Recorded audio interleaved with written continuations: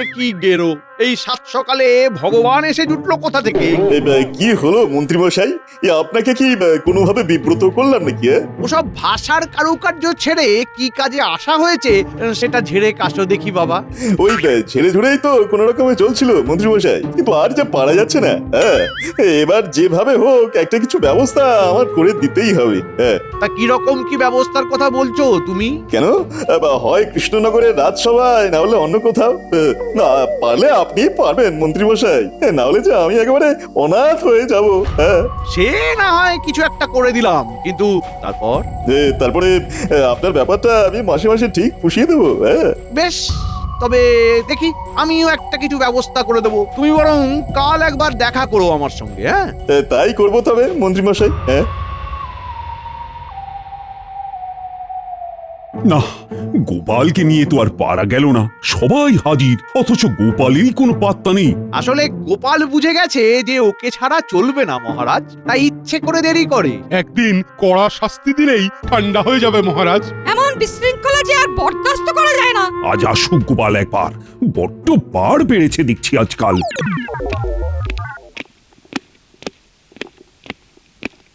প্রণাম মহারাজ। শুভ সম্ভাষণ পরে হবে, আগে বলো দেখি তোমার প্রতিদিন দেরি করে আসার কারণটা কি? কারণ আর কি বলি মহারাজ, এখন চাষবাসের সময়, যা একটু জমি জায়গায় আছে সেটা দেখতে হয়, তাই দেরি হয়ে গেল।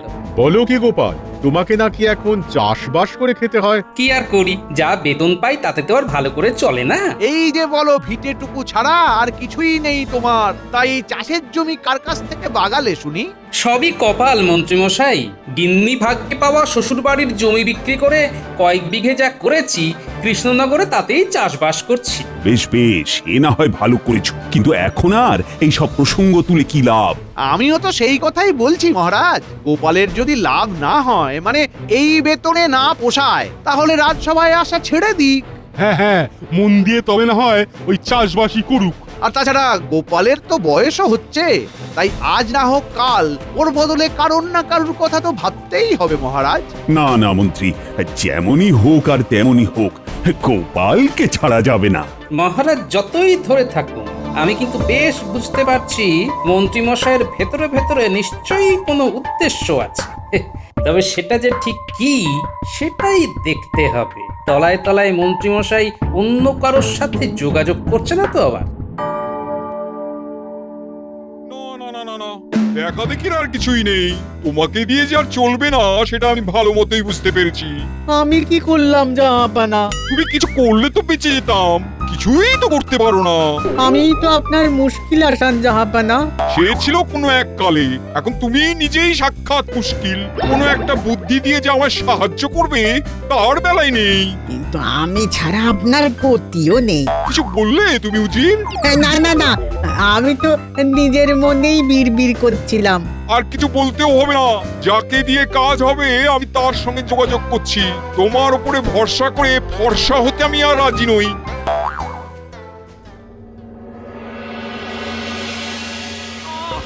খেটে খেটে কি অবস্থা হয়েছে তোমার? এই বসো, একটু বসো, বাতাস করে দি, বাতাস করে দি। যাক, তোমার চোখেও পড়েছে তাহলে। আমার শরীরে কি দয়া মায়া নেই নাকি? তোমার যে এখন খুব পরিশ্রম হচ্ছে সে কি আমি বুঝতে পারছি না? না, এবারে যেন মনে হচ্ছে আজ সূর্য পূর্ব দিকে ডুবছে। একটু উঁকি মেরে দেখো তো গিন্নি। আবার আবার রসিকতা করছো তো? সাধে কি মাথা গরম হয় আমার? গরম আর হওয়ার কি আছে গিন্নি, সে তো গরমই থাকে। তবে আজকাল যেন মনে হচ্ছে খানিক নরম হয়েছে। এ আমাকে তুমি যাই বলো, আমি তো আর অমানুষ নয়। চাষবাস সামলে আবার রাজসভার কাজ, সেখান থেকে ফিরে এসে মাঠে গিয়ে জমিতে জল ধরানো, একা হাতে সব সামলাচ্ছ। তুমি কিচ্ছু ভেবো না দিদা, আমরা দাদুকে চাষের কাজে সাহায্য করব। ছোট হলে কি হবে, আমরা কিন্তু দারুণ কাজে দরকার পড়লে আমিও হাত লাগাবো দাদু। ব্যাস ব্যাস ব্যাস, এই তো তোমার বাচ্চা বাহিনী এসে গেছে। এবার আর কিসের চিন্তা তোমার? না না, এদের জন্য অন্য কাজ ভাবা আছে আমার। শোন, মন্ত্রীমশাইয়ের উপর নজর রাখতে হবে তোদের। সে আর এমন কি কাজ, মন্ত্রীমশাইকে আমরা একেবারে চোখে চোখে রাখবো। কার কার সঙ্গে মন্ত্রীমশাই দেখা করছেন, কি কথা বলছেন, সব তোমাকে এসে বলবো দাদু। ব্যাস ব্যাস, তাহলেই হবে।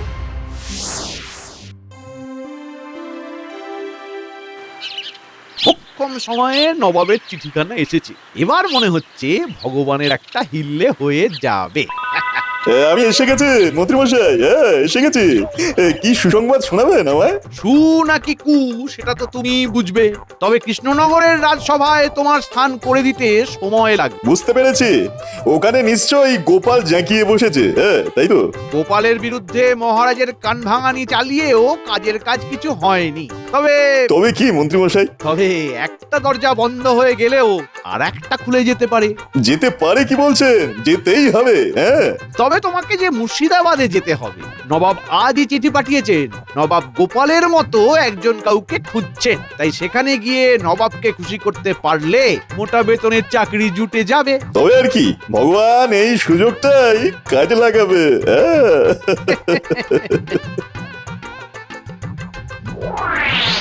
যাই, টুকটুক করে গিয়ে চাষের কাজ দেখে আসি আগে, তারপরে না হয় রাজসভার দিকে যাওয়া যাবে।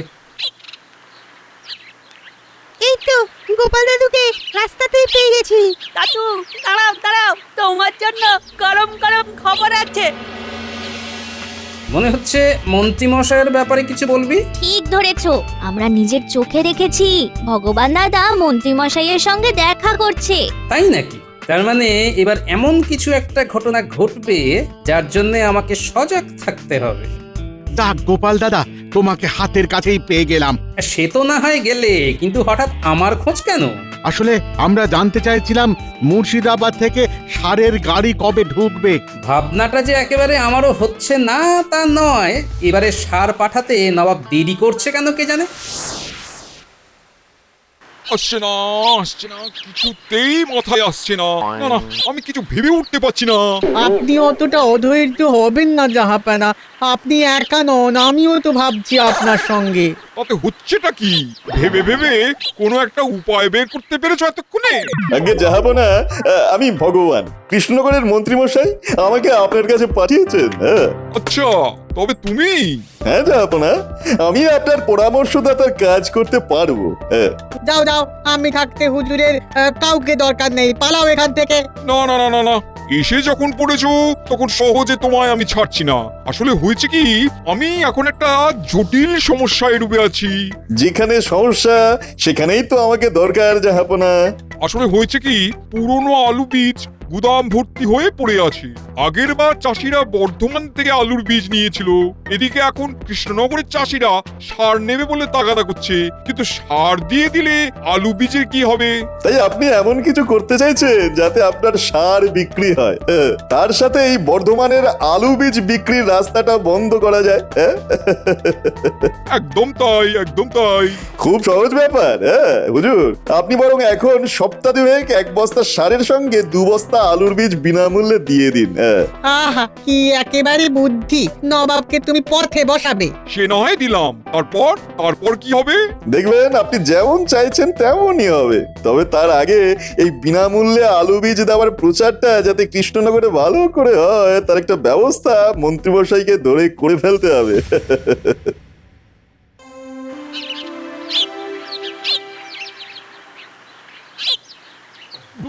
ব্যাপার কি মন্ত্রী? হ্যাঁ, আজ যেন ভয়ানক উত্তেজিত দেখাচ্ছে তোমাকে।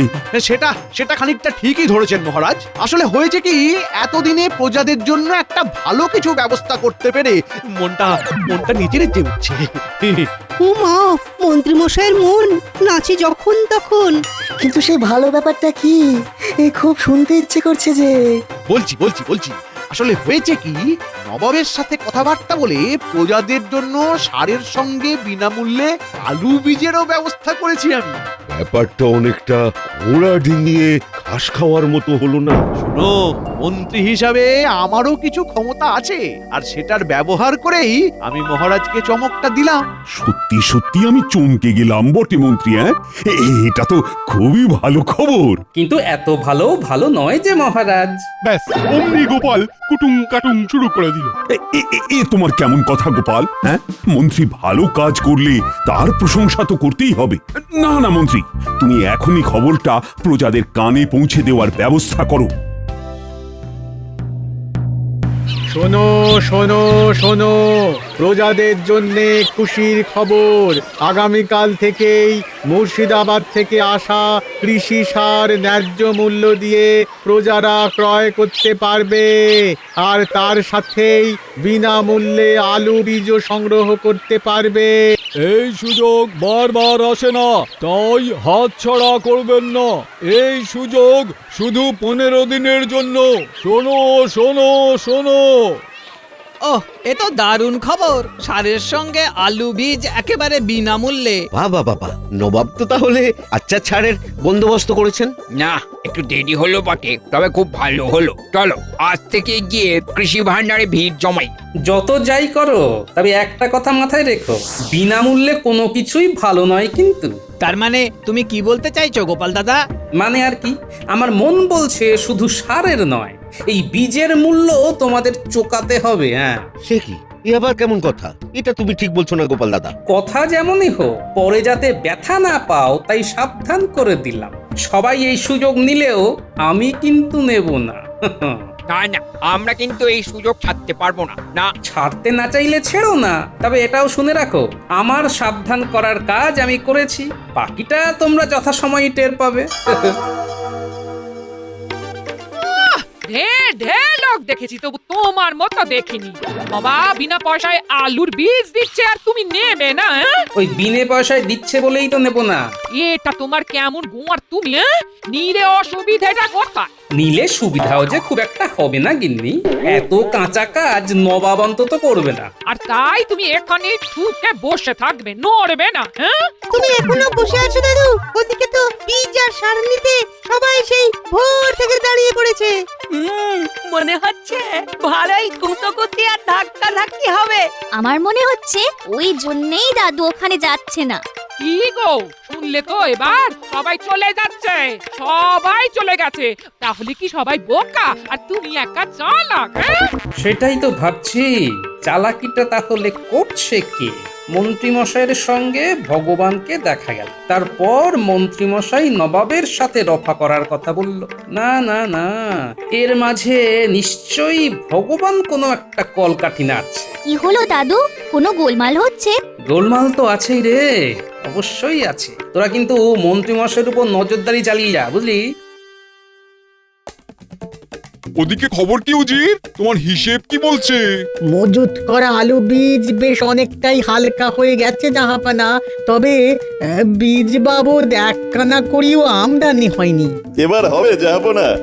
সে তো তুমি সেই কবে থেকেই বলে যাচ্ছ, কিন্তু হচ্ছে আর কই? এক বস্তা করে সারে কি আর চাষ হবে যাবো না? তার মানে সার আরো কিনতে হবে, আর এবার শুধু সার কিনতে হবে, আলুর বীজ আর পাবে না। তাতে আর ওদেরই বা কি হবে, আর নবাবেরই বা কি হবে? হবে হবে, এবারে যে সারের দাম দ্বিগুণ করে দিতে হবে। বলতে হবে সারের দাম হঠাৎ বেড়ে গেছে, আমদানি নেই, আসলে বীজের দামটা এবারে সারের উপরে চাপিয়ে দিতে হবে।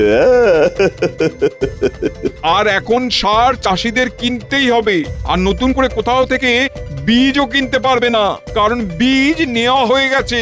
অল্প যা লাগবে সেটা আমার কাছ থেকেই নিতে হবে, না হলে দু রকম বীজ হয়ে যাবে। তোফা তোফা বুদ্ধি তোমার ভগবান, তোফা। তাহলে বীজের দামও উঠে আছে কিনা বলুন যাবো না?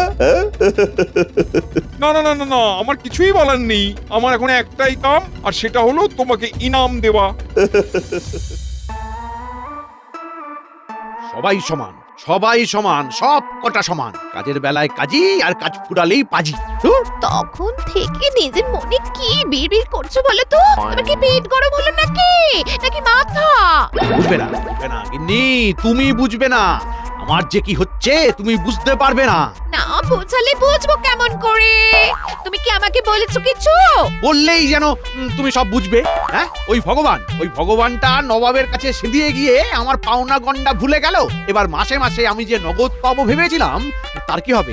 তার কি হবে? আমার কিন্তু কথার দাম আছে মন্ত্রীমশাই। এই যে যেমন পেয়েছি তার থেকেই দিচ্ছি, পরে আবার দেবো।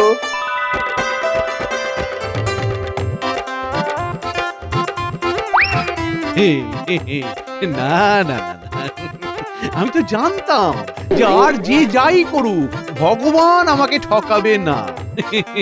ও মা, এক্ষুনি তো তুমি অন্য কথা বলছিলে। ভালো বাঁচা তো। মজা তো এবার কৃষ্ণনগরের চাষিরা পাবে। হ্যাঁ, দ্বিগুণ মূল্য দিয়ে সার কিনতে হবে যখন, তখন বিনামূল্যে আলুর বীজ পাওয়ার কি মজা সেটা হাড়ে হাড়ে টের পাবে। এতক্ষণে বোধ হয় নবাবের লোকেরা কৃষি ভান্ডারে এসে সুখবরটা দিয়ে দিয়েছে। কেউ ঠেকে শেখে, কেউ ঠকে। চাষিরা না হয় ঠকেই শিখুক, তাতে আর আমাদের কি।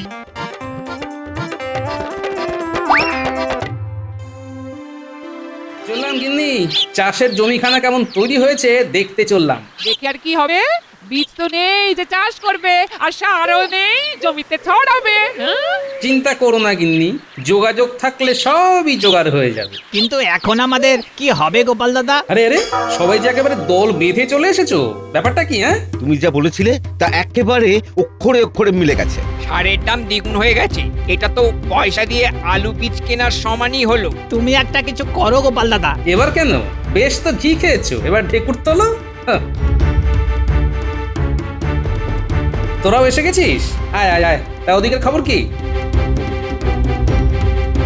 আচ্ছা, তাহলে ব্যাপারটা তলায় তলায় এইভাবে চলছে। কিন্তু আমাদের কি করে চলবে গোপাল দাদা? আমাদের কথা কি তুমি একটুও ভাববে না? ভাববো না বললেও তো আর হাত গুটিয়ে বসে থাকতে পারবো না। শোনো, তোমাদেরও হাত চালাতে হবে।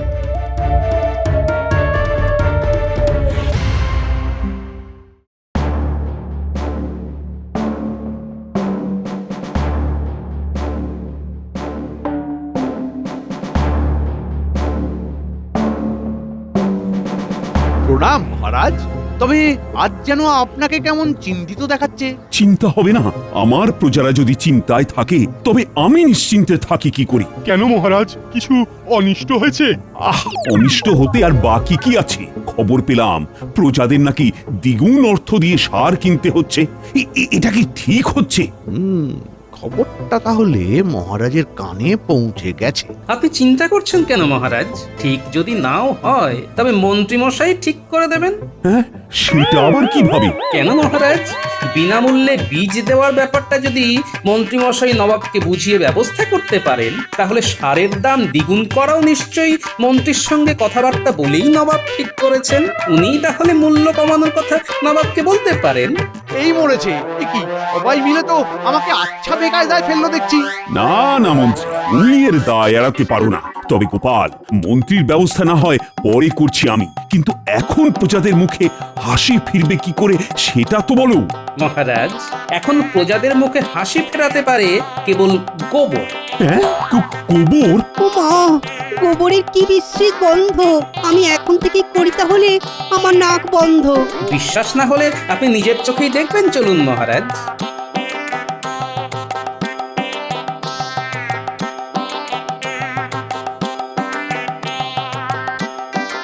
গর্তটা বেশ অনেকটাই কাটা হয়েছে। নে, এবার গোবর এনে ফেলে যা। ওহো, গোপাল দাদা আচ্ছা একখানা বুদ্ধি দিয়েছে বটে। তবে মিলেমিশে কাজ করলে আমাদের মুখে হাসি ফুটবেই ফুটবে। আসুন মহারাজ, একটু দেখে শুনে গোবর বাঁচিয়ে আসুন। সে না হয় পরে আসছি, কিন্তু এসব হচ্ছেটা কি? প্রজারা নিজেদের সারের ব্যবস্থা নিজেরাই করে নিচ্ছে, গোবর জমিয়ে গোবর সার। চমৎকার চমৎকার! এই প্রজারা তো দেখছি তাহলে স্বাবলম্বী হয়ে গেছে। কিন্তু বলছিলাম কি মহারাজ, এইভাবে গোবরে মাখামাখি করে কাজটা কি ভালো হচ্ছে? এর থেকে তো হ্যাঁ হ্যাঁ, আপনি বরং মন্ত্রীমশাই ওই নবাবকে জানিয়ে দিন যে আমাদের আর নবাবের সারের দরকার নেই। অবশ্য আপনি না বললেও সেই খবর এতক্ষণে নির্ঘাত নবাবের কাছে পৌঁছে গেছে।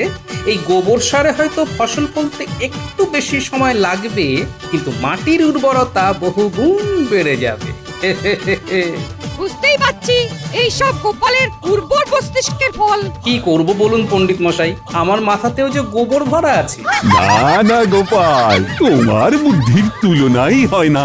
সে না হয় হলো, কিন্তু যে নবাবকে বুদ্ধি দিল এরপরে তার কি হবে সেটা ভেবেই যে এখন আমি অস্থির হয়ে যাচ্ছি মহারাজ। নবাবকে বুদ্ধি দেওয়ার লোকটি কে বলো তো গোপাল?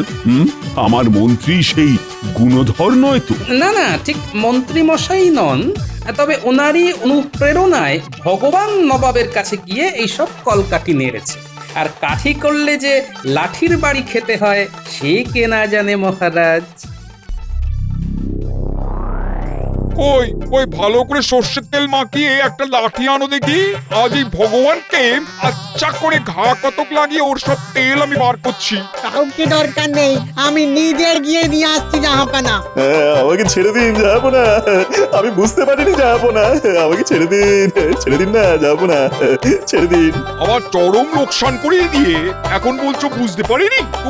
শুধু তোমার কথা মতো বিনা পয়সায় আলু বীজ দিয়ে ভেবেছিলাম সার বিক্রি করে সেই পয়সা উঠে আসবে, কিন্তু এখন তো খবর পাচ্ছি চাষিরা আর সার নেবে না। তাহলে তাহলে এবার কি হবে? তাহলে তোরা বীজটা বিনা পয়সাতেই পেয়ে গেল জাহাপানা। তোমাকে আর ফোড়ন কাটতে হবে না, যাও নিয়ে এসো লাঠিকানা।